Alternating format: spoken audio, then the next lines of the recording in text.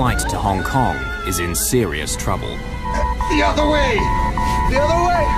To the left, now to the right. Gravity has become a deadly force as the crew fights to keep the plane from falling to Earth from 10,000 meters. Get out! Get out! Ah! The cause of all the chaos, a 15-year-old is at the controls. Get to the left, the ground is right there! 3,000? We're not getting any oxygen. We have the terrain alarm. Even Tower Aeroflot 603. We are in an emergency.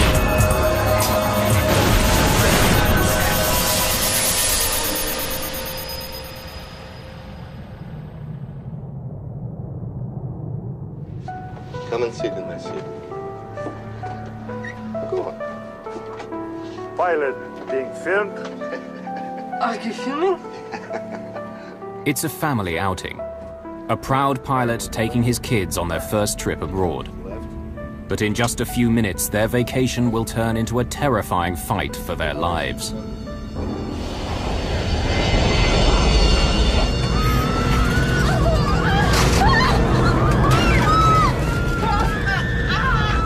Hold the control column.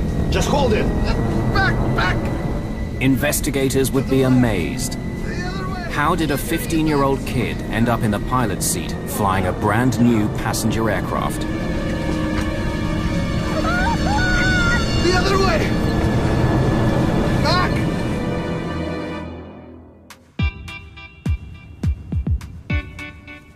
March the 22nd, 1994, Moscow. 15-year-old Eldar Kudrinsky is going abroad for the first time. He needs every gadget he has. Eldar, Uncle Volodya is waiting. I'm ready, I'm ready. Come on. But this is no ordinary kid. Eldar's father is Captain Yaroslav Kudrinsky, an international airline pilot. In Russia, that means membership of a privileged group and access to luxuries most of the country can only dream of. Okay, good. Ah, Captain is here. Now we can take off. Hello, Uncle Volodya. Hello. Aeroflot allows pilots' families to travel once a year at a discount. So Captain Kudrinsky is taking his children on a 4-day holiday to Hong Kong. Mom, it won't all fit. Anybody would think we're going for a year. Where is your daughter? Listen to the music in a car. By the time they're our age, these kids are going to be deaf. What? Deaf. Pardon? Captain Vladimir Makarov, Volodya and his friends, is an Aeroflot pilot too. He's also going to Hong Kong on holiday and will be keeping an eye on the kids during the flight. Mrs. Kudrinsky is only going as far as the airport to see them off. Eldar, Yana, promise you'll call as soon as you get there. Volodya, you will make them call me? Yeah. We'll call as soon as we can, okay? Come on, come on, come on.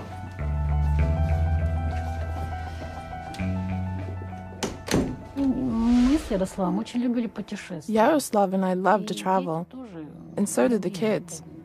They love seeing new places, learning new things. There was a chance for them to come along with their father, and they jumped at it.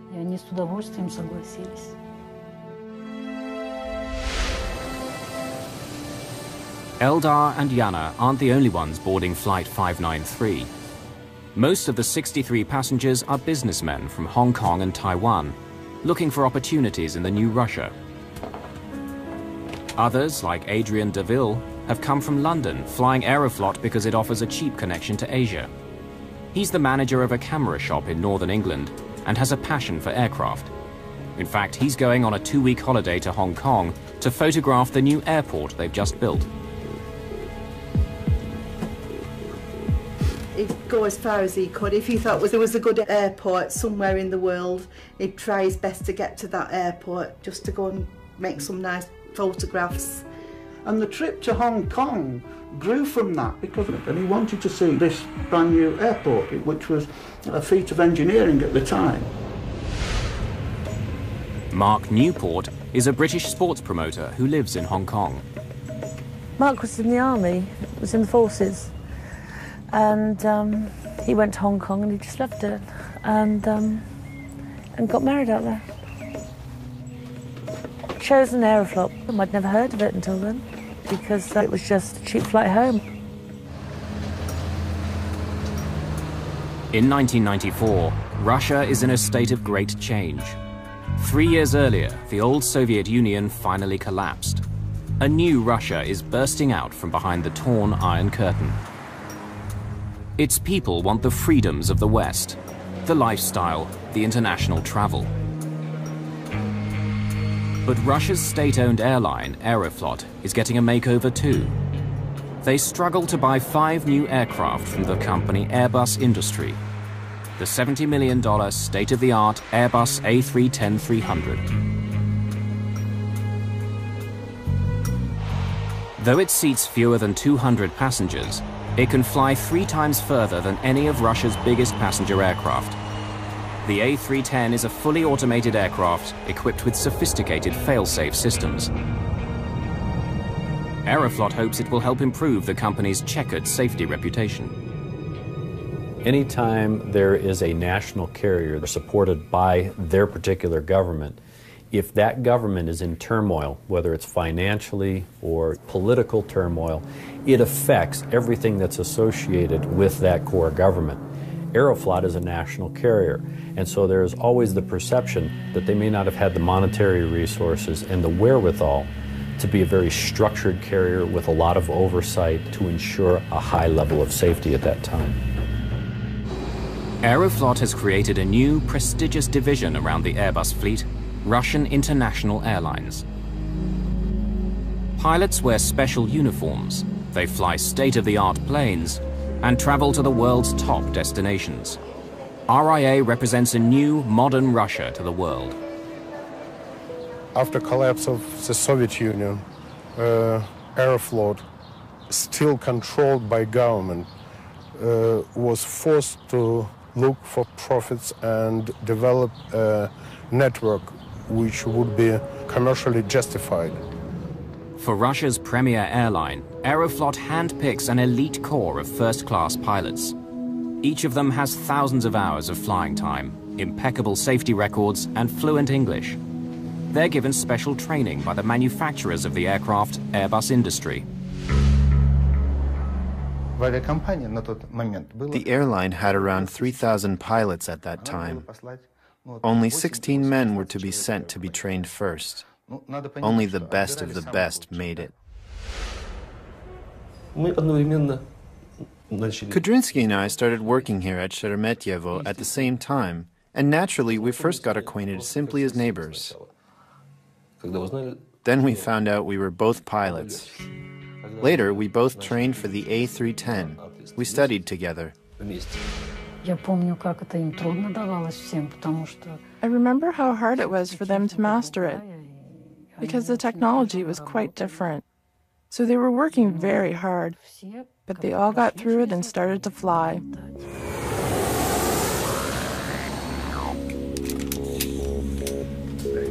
Yana and Eldar are finally on board the new plane they've heard so much about from their father. Hey, now you two behave, or Uncle Volodya will push the eject button. Kudrinsky has 900 hours of flying the A310 under his belt. I must go now, It was their first trip abroad, but naturally, they had come along with him on other trips within Russia. They were quite well traveled for their age.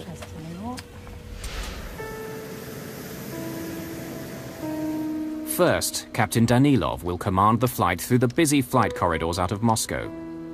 Relief Captain Kudrinsky will then take over. When he does, First Officer Piskarev becomes his co-pilot. All 3 are first-class pilots.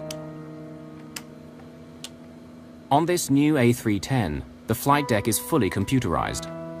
Like other state-of-the-art aircraft, it's equipped with a sophisticated autopilot that can fly the plane for long stretches of the flight. International routes, like this one to Hong Kong, are Aeroflot's lifeline. They bring in precious hard currency at a time when the domestic market is struggling to turn a profit. Flight 593 takes off at 4:39 p.m. local time. Then it will join the Trans-Siberian Airway, flying east towards Mongolia and China. It's a smooth flight. Only 4 hours into the 10-hour trip, they've just passed over Novosibirsk in Siberia, almost halfway. But Eldar and Yana are too excited to sleep.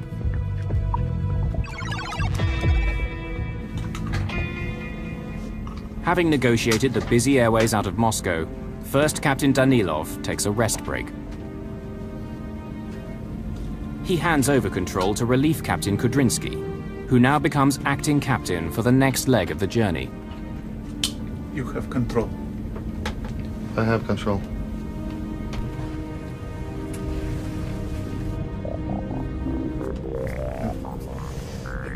Still awake? Yes, why? Shall we surprise your father?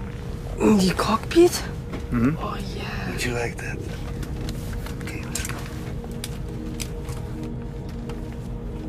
Aeroflot's most technically advanced aircraft is now cruising on autopilot at 10,000 meters. It's a calm, windless night, but the peace will not last.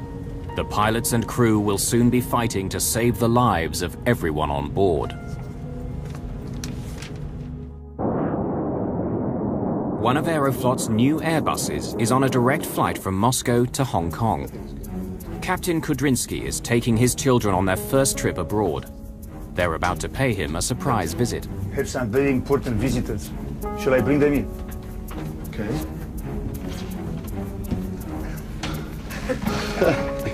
Come on in. Oh, hi, Dad. This is First Officer Igor Vladimirovich Piskarev. Hello. So, what do you think of our new airplane? It's very nice. It's amazing. So it's quite different from our old Russian planes, huh? Daddy, what's that? Well, this is a flight computer. It flights the plane, it does everything automatically. Now, come and sit in my seat. Would you like to? Come on. It's a quiet flight.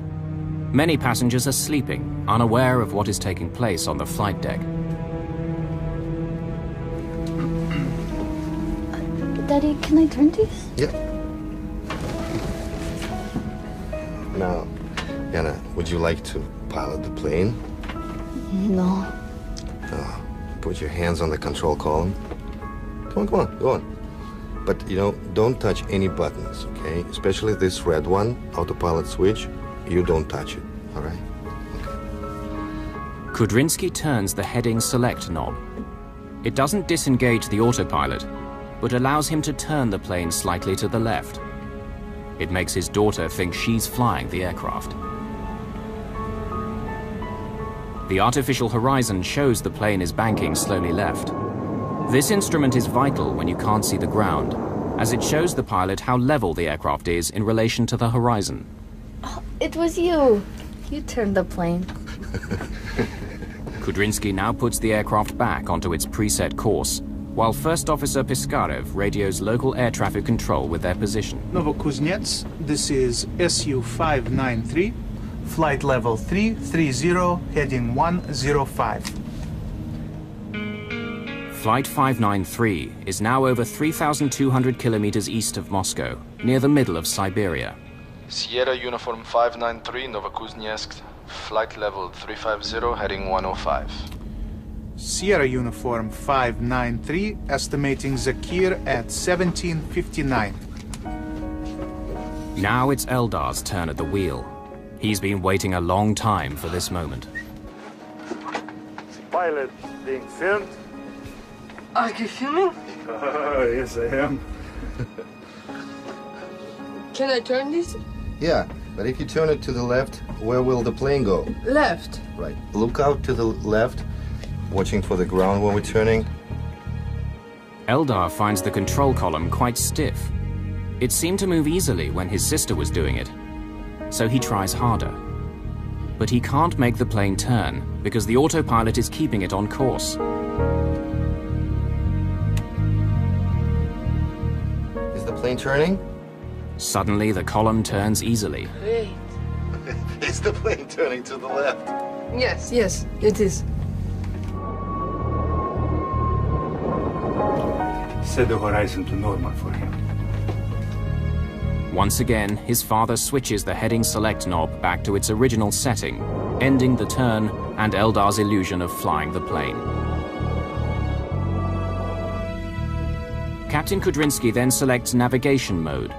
It tells the autopilot to put the plane back on course to Hong Kong. Dad? But Eldar is still holding the wheel to the left. It's become stiff again. Can I go back to my seat? What for? You'll only go to sleep, and don't run in the first class. They will fire us. Eldar now turns his control column slightly to the right, enjoying his time at the controls. Well, I am going shopping on Temple Street. It's a famous market that only open at night.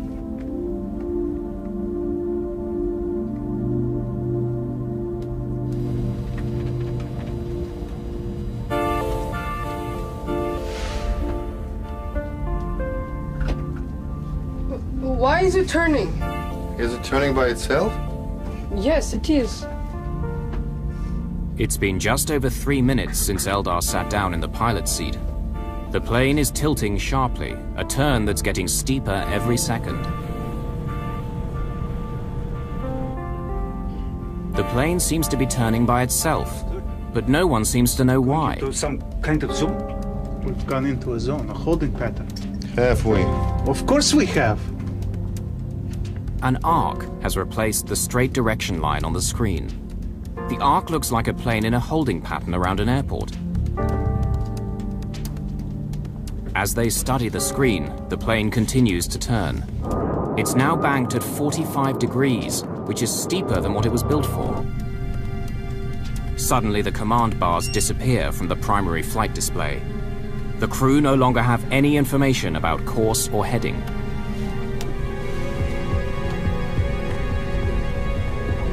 The plane is flying at 650 kilometers an hour and banking hard. Like a quick turn in a sports car, the dramatic movement of the aircraft begins to push everyone into their seats. Guys!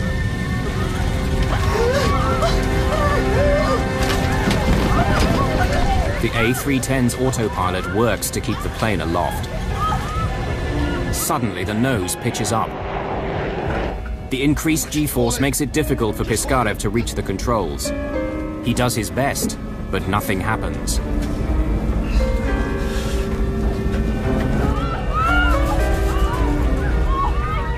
Piskarev's hard turn to the left has had no effect on the plane. Hold it. Hold the control column. Eldar is the only one with both hands fully on the controls. He can only follow the most basic orders. He can't get up because the speed of the turn is pushing him back in his seat. To the left. To the left. To the left. Now to the right. The other way. I am turning it left. Okay, get out. Eldar has been in the pilot's seat for just over 4 minutes. And now he can't leave. His body feels twice its normal weight. Get out. Get out. Kudrinsky can do nothing but struggle against the crippling G-forces.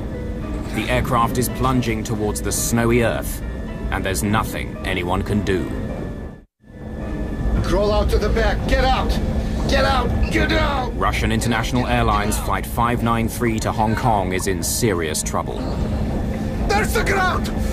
The pilot's 15-year-old son has been at the controls for 4 minutes. The plane is turning steeply and losing altitude. The other way! Captain Kudrinsky desperately needs to get back into the pilot's seat, but he can barely move. The plane is turning so steeply and so quickly, the G-forces on his body make it feel like it's twice its normal weight. Everyone on board now feels the force of the plane's dramatic movements. His plane is in a serious crisis, but Captain Danilov can't get to the cockpit. He too is squashed by the powerful forces created by the plane's extreme bank. The plane still isn't responding. To add to their confusion, an alarm begins to sound. It signals the complete shutdown of the autopilot. The plane is now completely in the hands of Piskarev and Eldar. And to make matters even worse, there's another alarm. The other way. The plane is about to stall. To the left. No. An automatic safety system kicks in to keep the plane flying. It lowers the nose and puts the Airbus into a steep dive to regain speed. There's the ground! The plane dives at a frightening 40,000 feet per minute. For the people on board, it's like having an elevator fall out from under them. In just seconds, the heavy pressure of the high-speed turn is replaced by near weightlessness. As the plane suddenly drops away, it's now a very dangerous environment. People and objects that are not secured will land anywhere once gravity returns.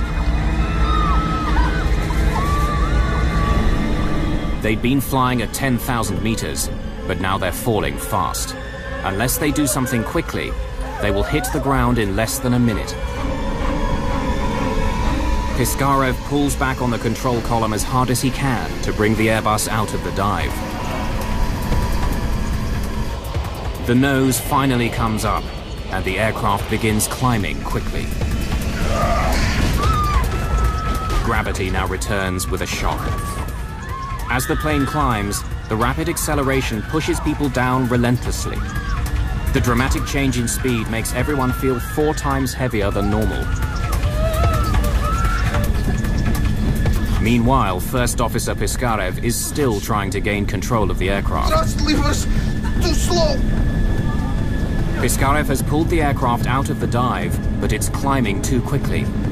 The engines on the A310 don't have enough power to push it almost vertically into the sky.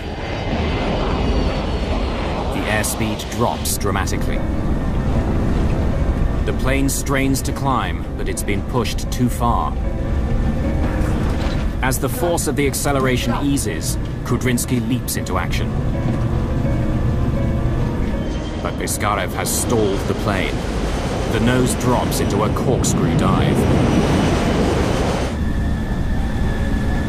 Now the Airbus is twisting towards the ground from 6,000 meters at a breathtaking 70 meters a second.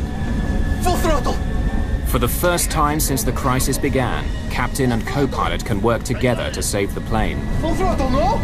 I got it, I have full throttle! Got it. Kudrinsky pumps the rudder, the vertical surface on the tail, to help break out of the spin. What's the speed? I don't see it. At last, the plane seems to be responding. Working the rudder, Kudrinsky has nearly stopped the corkscrew dive. Coming up! Coming out! Too much speed, he's back on throttle a bit. After a desperate struggle, the 2 pilots have managed to pull the plane out of its terrifying spin.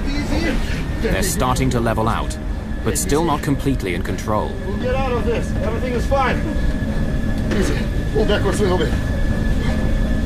In all the chaos of the past few minutes, the pilots don't know exactly how far they've fallen. Suddenly, they run out of time.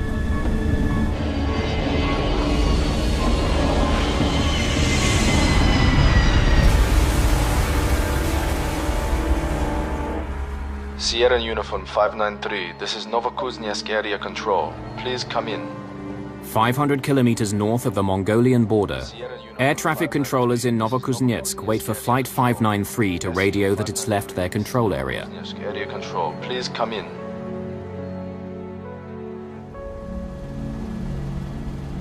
Less than 2 hours later, the first search party goes out to look for the Airbus in the frozen, rugged Siberian wilderness.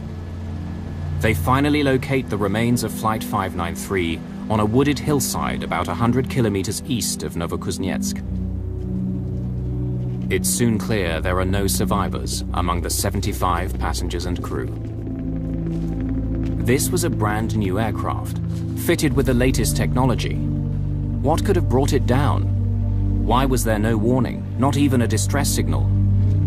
The Russian media are quick to speculate. Could it have been a terrorist bomb? When I was in Moscow, the news we had that it could have been a terrorist act, because we had terrorist acts on aircraft previously.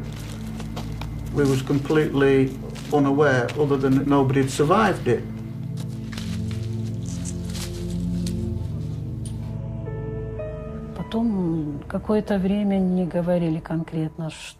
For some time, they wouldn't tell me anything specific. And only on the next day, the airline director told me there was no hope whatsoever. It was a horrible moment, of course. Horrible. It's hard to believe.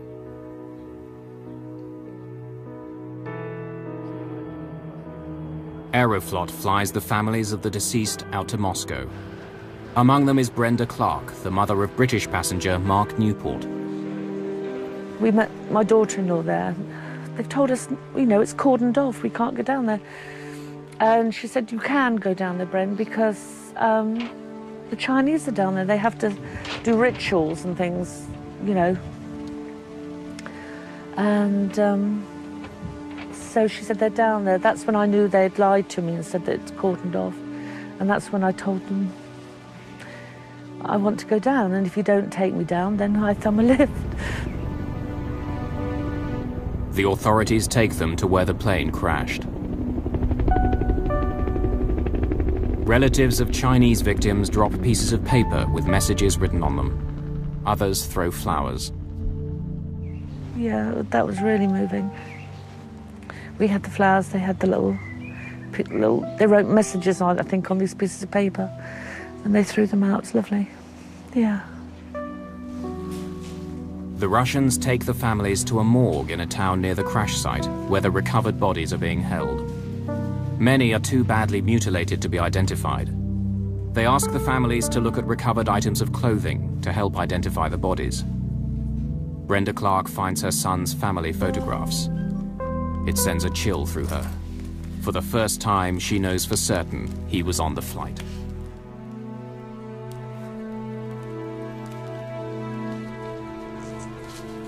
The recovery operation gets underway.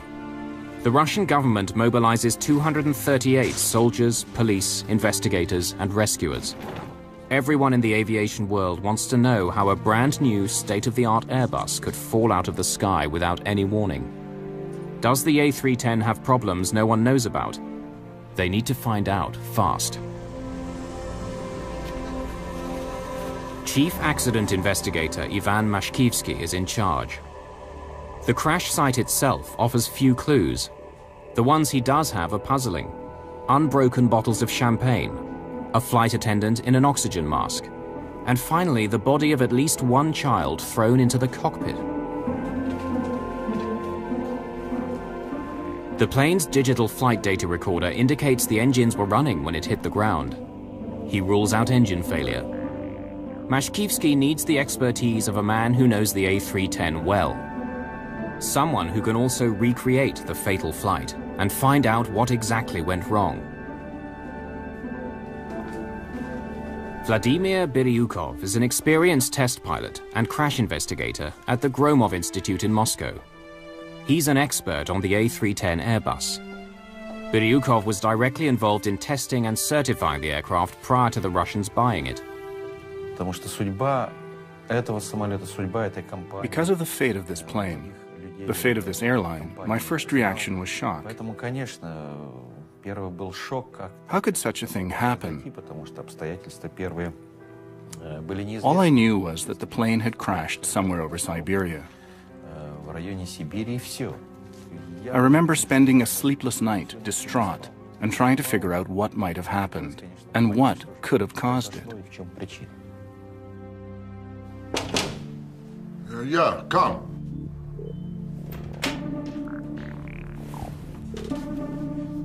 I think you should come and listen to this.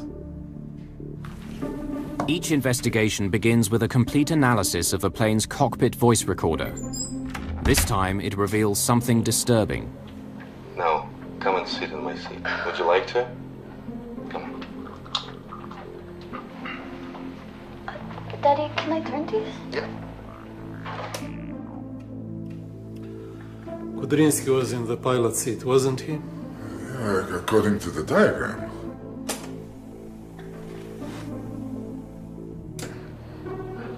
Can I turn this a bit? Yeah, but if you turn it to the left, where will the plane go? Left. Right. Look out. Again. Can I turn this a bit? Yeah, but if you turn it to the left, where will the plane go? 10 years ago, it wasn't unusual for people to be invited up to the cockpit. Of course, since 9/11, it's become a lot tighter, and you will find cockpit doors are locked generally throughout the flight. Every country sets its own rules as to who has the authority or the access to the cockpit. In some countries, it's up to the captain, so the captain can invite guests up to the cockpit. But to have them actually manipulating the controls of an airplane, regardless of whether they have people on it or not, the fact that this was allowed to occur is definitely an exception in the industry. Dad, can I go back to my seat? The two investigators are stunned by what they hear on the cockpit voice recorder. It's unbelievable. These two youngsters, the ones who we couldn't identify, they were not thrown into the cockpit by the crash. They were his kids. And they were flying the plane. The investigators are speechless. How could 3 experienced pilots allow children to fly a commercial airliner? They're about to learn something even worse. The children are only part of the problem. A little-known feature of the plane proved deadly. Why is it turning? Is it turning by itself? Turning to the left. The other way. The other way. To the left now, to the right. The other way. I am trying to get left. Okay, get out. Get out. Get out. Get his left, the ground is right there. Russian investigators listen to the cockpit voice recorder of an Aeroflot Airbus that has crashed in Siberia. What they hear makes their blood run cold. Full throttle. Got it. Got full throttle. Full throttle, no. You should understand the frame of mind of the father. He is very proud of what he's doing. He invites his kids into the cockpit. Strictly speaking, it's a violation, of course. But I know such violations do occur in real life. I'm not condemning him or defending him here. What I'm trying to say is that no disaster occurs for just any single reason. There's always more than one, all coming together. But this time, it really does look like a single cause. A child flying the plane. And it sends shockwaves through Aeroflot's higher echelons. No, I think it would benefit them. Investigators feel the pressure. The media has learned that Eldar was at the controls. Aeroflot, trying to improve on its Soviet-era image, wants to minimize the damage. Boris Rybak is an aerospace consultant in Moscow. Aeroflot managers and executives indeed try to conceal results and try to downplay importance of this accident because it was very embarrassing. Managers at Aeroflot aren't the only ones following the investigation. Airbus, the European company which made the plane, is also intensely interested. Ivan Efremovich, what's wrong? Nothing. If the accident was caused by Eldar, it will vindicate Airbus. At the same time, grieving families are also clamoring for answers. Are you sure? For Mashkivsky and his team, it's a delicate balance. There is always more than one reason for a plane to crash. And we must find it. I'll do my best. His reputation, the reputation of Airbus, as well as Aeroflot, all now depends on finding this other cause. This was an international flight. It was a Western-built aircraft, and it was inevitable that the investigation that would be conducted by the authorities and the inquiries that would be conducted by claimant lawyers would expose information. At the same time, manufacturer of the aircraft, Airbus industry, was very keen to get as much realistic explanation of what happened because the reputation of this aircraft was at stake. What I objected to was the way we was treated by Aeroflot after the accident. They wouldn't tell us anything what was going on. They denied everything. I wanted to know why my son died. I wanted to know why these men had been allowed to do such a thing. But all we got from Aeroflot was blank, blank, blank. Every time we tried to find something out, they just didn't want to know. Families aren't the only ones desperate for answers. Vladimir Biryukov continues trying to learn all he can about why the Airbus fell out of the sky. Analyzing information from the flight data recorder, he can trace and repeat every command given to the aircraft during the flight. We were trying to get as close to the truth as possible, to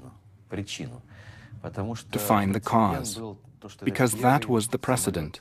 The first foreign-produced plane to crash while flying for a Russian airline. Don't run in the first class. The investigation confirms the autopilot was on when the plane got into trouble. Even with the children in the cockpit, the plane should have flown on course.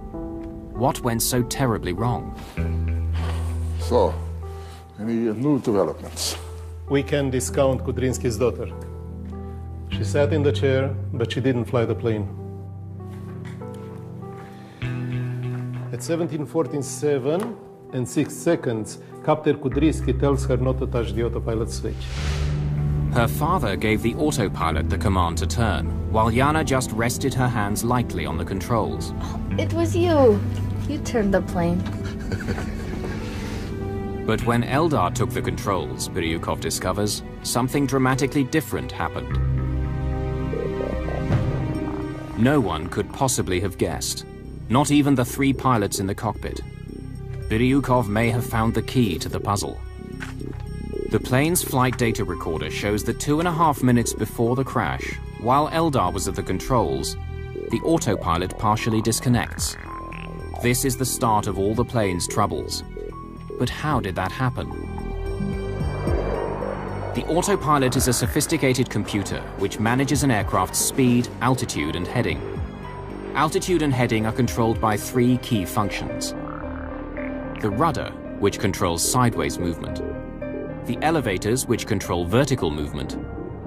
And the ailerons, which are for turning. On Flight 593, the autopilot had disconnected itself from the ailerons. And the autopilots that were used in transport airplanes years ago were an on-off. In today's sophisticated flight management systems, you can literally take fragments of the autopilot and disengage them, but not necessarily turn the switch off and turn it all off, unless you want to. The question that really worries accident investigator Biryukov is how did the autopilot become partially disconnected? There's no mention of it in the cockpit voice recording. If this is a fault with the aircraft, it could prove fatal to future flights. The only way to know for certain is to reconstruct the accident on a flight simulator at Airbus Industries headquarters in Toulouse, France. Biryukov's experience as a test pilot and his detailed knowledge of the A310 is crucial to the investigation. Using information from the flight data recorder, Biryukov reconstructs the events, beginning at the moment Captain Kudrynsky allows his son to sit at the controls. A co-pilot will help replicate Piskarev's actions. Look out to the left, watching for the ground when we're turning. Unlike his sister, Eldar turns the wheel before his father can tell the autopilot to turn the plane. The controls are stiff because he's fighting the autopilot. In the simulator, Biryukov reproduces Eldar's every movement.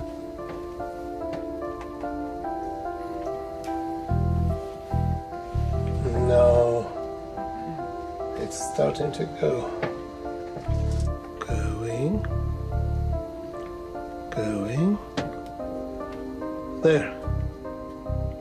Hold it long enough and it disconnects. How long? 30 seconds. And it disconnects smoothly. No warning. No. now. No one in the cockpit knows it, but this is a critical moment. Eldar's resistance actually turns part of the autopilot off. It takes just half a minute, but from here on, Eldar is controlling the ailerons. Eldar is actually steering the plane. Why is it turning? Is it turning by itself? Yes, it is. What seemed like an open and shut case is suddenly much more complex. To the left, the back, the other way. The 15-year-old flying the plane isn't the only reason they crashed. The discovery highlights an apparent flaw in how pilots are trained on the A310. I got it, I have full throttle. Accident investigator Vladimir Biryukov has finally discovered the terrifying sequence of events that made Aeroflot's Flight 593 fall to Earth. Captain Kudrinsky's 15-year-old son had turned the plane's control column against the programmed flight settings. This disconnected the autopilot without warning from the ailerons which turned the plane. There. Hold it long enough and it disconnects. How long?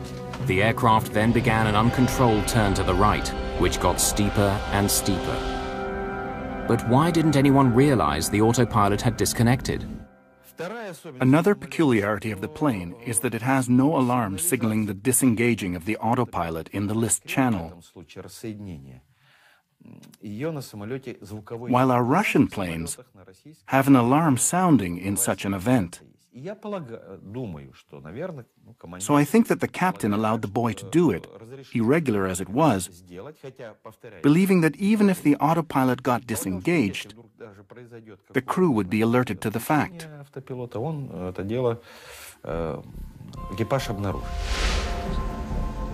The A310 Airbus has only a small light to tell the crew the autopilot has disconnected. There's no alarm. And the Russian crew was obviously unaware of it.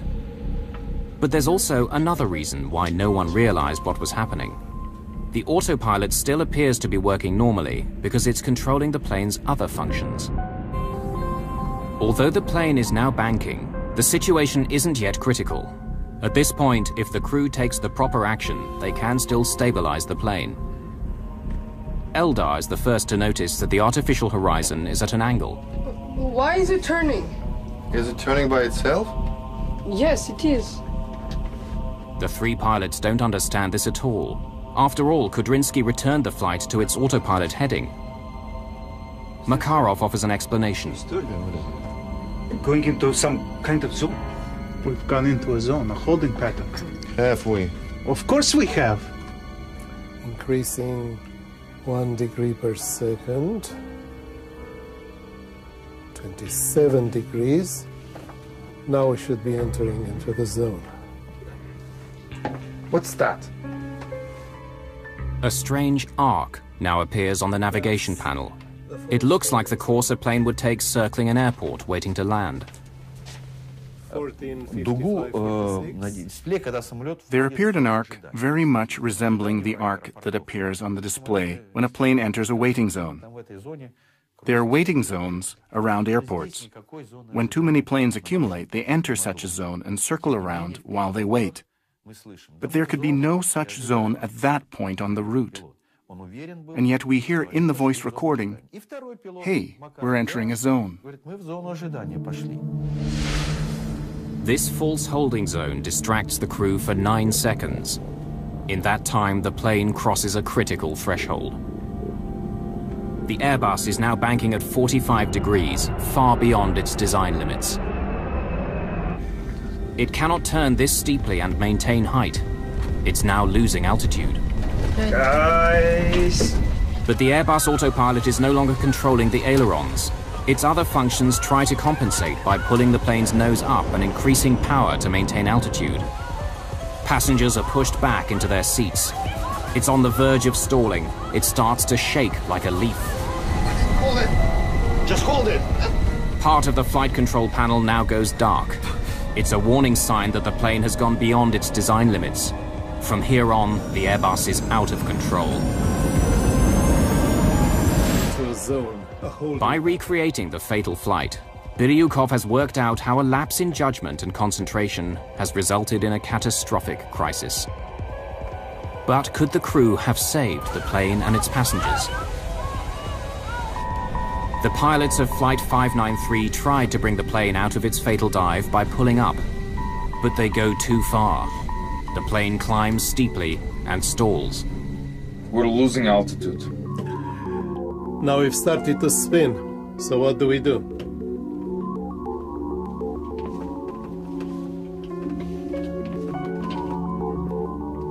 It's coming out of the corkscrew. Now we're leveling out. In a moment, we'll come out of the dive. All they had to do was let go. The plane has an inbuilt survival mechanism which won't allow it to stall, even at very low speed. But the pilot has to know that. But the situation is totally new to them, something they weren't accustomed to handling. A stressful and incomprehensible situation. It would have taken special skills to act correctly in such a difficult situation. It was not the crew's fault, but their misfortune, because if a person doesn't know how to do something, because he was never taught to, you can't really blame him.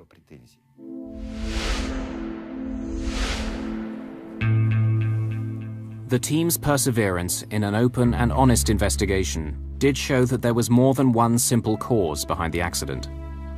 Their findings benefited the whole industry, especially the revelation that the autopilot can partially disconnect. This remains a feature of the A310, as it enables pilots to control certain elements of a flight while leaving the rest to the computer. But crews are now made aware of this. Captain Kudrinski's misfortune is that it was triggered in a way that was unexpected and difficult to detect.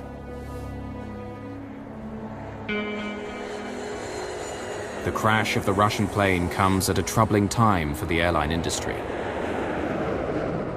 In 1994, the same year that Flight 593 went down, a series of crashes in the United States raised questions about how commercial pilots handle upsets, situations in which an aircraft finds itself in extreme flying conditions. When we think about upset in a large airplane, we think about an attitude of the airplane that's beyond what normal flight regimes would be. That is, greater than 20 degrees nose up, greater than 10 degrees nose down, and bank angles greater than 25 degrees.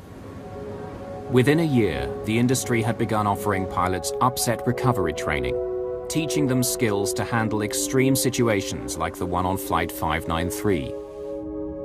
The tragedy of one trip to Hong Kong may have contributed something to the safety of other passengers and crew.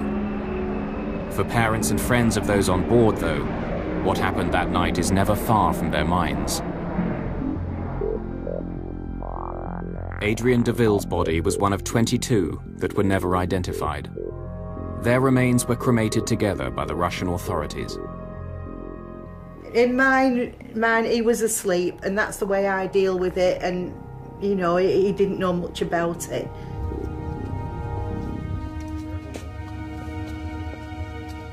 The crew of the Airbus are buried in Mitinskoye Cemetery in Moscow, in a hero's grave, next to the firefighters who died at the Chernobyl nuclear plant. Yana and Eldar lie next to their father.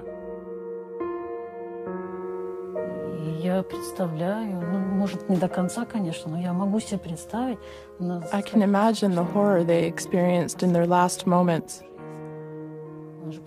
He knew there were not only all those people depending on him, but also his own kids.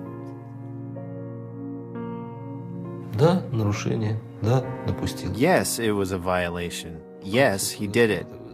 But how it all happened, it was just a freak accident, a bizarre coincidence. I can forgive the pilot. I can forgive the children because they were innocent. This man was 39 years old, and for those 39 years he had an exemplary flying career. He had a family, he was proud of them, and it was the final 5 minutes of those 39 years that went awry. Yeah, children shouldn't have been allowed in the cockpit, I don't believe, but me saying that now won't bring Mark back, will it? But it might stop things happening in the future.